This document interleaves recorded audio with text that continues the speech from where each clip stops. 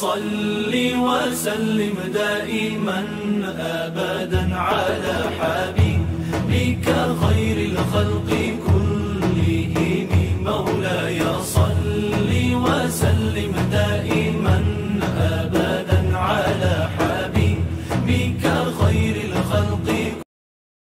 Assalamualaikum warahmatullahi wabarakatuh. Apa kabar anak-anakku yang soleh dan solehah? Semoga kita selalu dalam lindungan Allah Subhanahu wa Ta'ala. Kembali lagi dalam program pembelajaran jarak jauh kerjasama KKGPAI Kecamatan Lemahungkuk, Kota Cirebon. Walaupun kita sudah bertatap muka dalam pembelajaran, tapi mudah-mudahan video pembelajaran ini merupakan suplemen dan penambah semangat kalian dalam belajar. Perkenalkan, nama Bapak Fahru Rizal. Setiap hari Bapak mengajar di SDN Pegambiran 2 Kota Cirebon. Kesempatan ini Bapak akan belajar tentang memahami dan mempraktekkan wudhu, terutama untuk anak-anak kelas 2 semester 1, khususnya yang ada di Kecamatan Lemahungkuk. Baiklah, tak bosan-bosannya Bapak selalu ingatkan, walaupun kita sudah bertatap muka, jangan lupa untuk selalu menjaga protokol kesehatan, ya anak-anakku yang soleh dan solehah. Baiklah, pertama kita akan memahami dan mempraktekkan arti wudhu. Nah, anak-anak yang pintar dan soleh ini, mudah-mudahan kalian sudah paham ya apa sih wudhu itu, buat apa sih wudhu itu. Nah, kita akan belajar bersama-sama. Ini tentang yang tadi Bapak ingatkan. Jangan lupa untuk selalu cuci tangan dimanapun kalian berada dan memakai masker. Melepas masker, dan cara melepas maskernya harus dari belakang, jangan disimpan di dagu, kemudian mengganti masker bila perlu setiap harinya. Kemudian berdoa dan tetap waspada terhadap virus corona. Nah, anak-anakku yang soleh dan solehah, sudah siap belajar? Sebelum belajar, yuk kita tepuk siap. Ikutin Bapak ya anak-anak. Pasang mata, pasang telinga, konsentrasi, duduk rapi, pinter anak-anakku yang soleh dan solehah ini. Nah, tak lupa juga untuk minta ditemani sama orang di rumah ya anak-anakku. Boleh sama mamahnya, sama bundanya, sama kakaknya dalam menemani pembelajaran kali ini.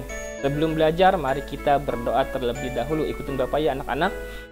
A'udzu billahi minasyaitonir rajim. Bismillahirrahmanirrahim. Asyhadu an la ilaha illallah wa asyhadu anna Muhammadar Rasulullah.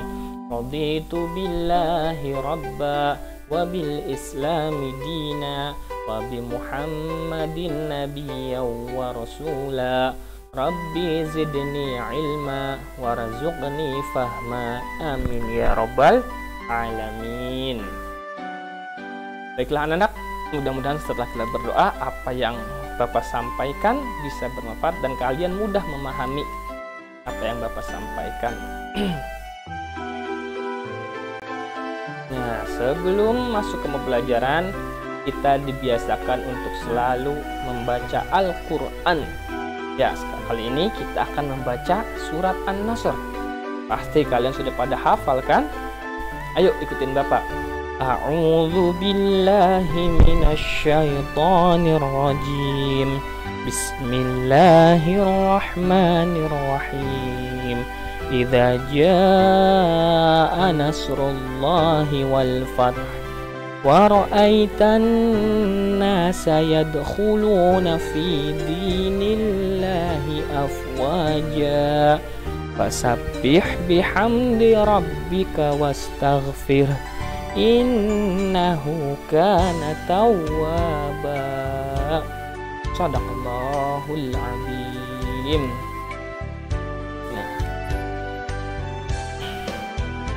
Nah, tujuan pembelajaran pada kali ini yaitu melalui tayangan slide gambar dan video pembelajaran. Bapak harapkan kalian mampu pertama menjelaskan arti wudhu dengan benar.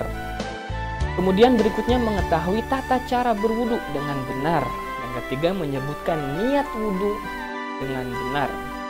Dan menyebutkan rukun-rukun wudhu dengan benar. Menyebutkan yang membatalkan wudhu, menyebutkan sunnah-sunnah wudhu. Nah, ini dia. Apa sih wudhu itu? Wudhu itu artinya bersuci dengan air, tentunya dengan air yang suci. Kemudian wudhu merupakan salah satu syarat sahnya sholat. Jadi ketika kita mau sholat, kalau nggak wudhu berarti sholatnya tidak sah. Iya, pinter. Dengan berwudhu kita menjadi suci. Kita hendak melaksanakan sholat.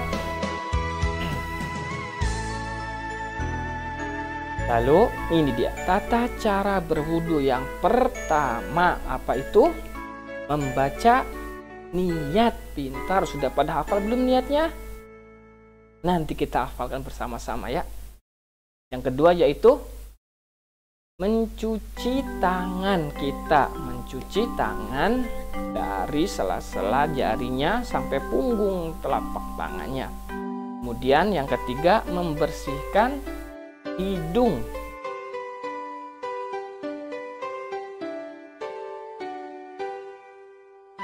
Yang keempat, membasuh muka dengan sempurna.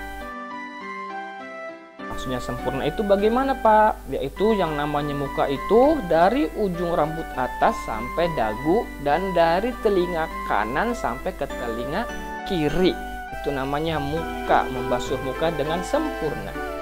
Kemudian yang kelima yaitu membasuh kedua tangan sampai siku. Ingat ya anak-anak, sampai siku. Jadi nggak harus seluruh tangan basah, cukup sampai siku yang dibasuhnya. Kemudian yang keenam, mengusap rambut kepala sebagian. Ingat, rambut kepala sebagian, tidak perlu semuanya ya anak-anak. Biasanya di bagian atas kepala kita dibasuhnya. Yang ketujuh, mengusap dua daun telinga. Yang kedelapan, membasuh kedua kaki sampai mata kaki. Ingat ya anak-anak, batasnya sampai mana? Sampai mata kaki. Jadi tidak perlu kalian basuh kaki semuanya sampai ke paha, sampai ke dengkulnya. Cukup sampai kedua mata kaki yang dibasuh. Yang terakhir yaitu berdoa sesudah wudhu. Nah, itulah tata cara berwudhu. Itulah kita akan pelajari satu persatu tata cara berwudhu. Nah, ini dia niat wudhu dengan benar. Ikutin Bapak ya anak-anak. Bismillahirrahmanirrahim. Nawaitul wudu'a li raf'il hadasil asghari faradhalillahi ta'ala. Ulangi sekali lagi. Nawaitul wudu'a li raf'il hadasil asghari faradhalillahi ta'ala. Bagaimana? Sudah hafal? Bapak minta kalian ditemani sama mamahnya atau sama ayahnya untuk melafalkan niat wudhu ini. Dan tak lupa setorkan hafalan kalian ke guru PAI, guru agama kalian di sekolah kalian masing-masing. Nah, itulah niat wudhu. Rukun wudhu. Yang namanya rukun itu apa sih, Pak? Rukun itu merupakan hal yang tidak boleh ditinggalkan ketika kalian berwudhu. Jika salah satu rukun wudhu tertinggal, maka wudhunya tidak sah. Ya, maka wudhunya tidak sah. Apa saja rukun wudhu itu?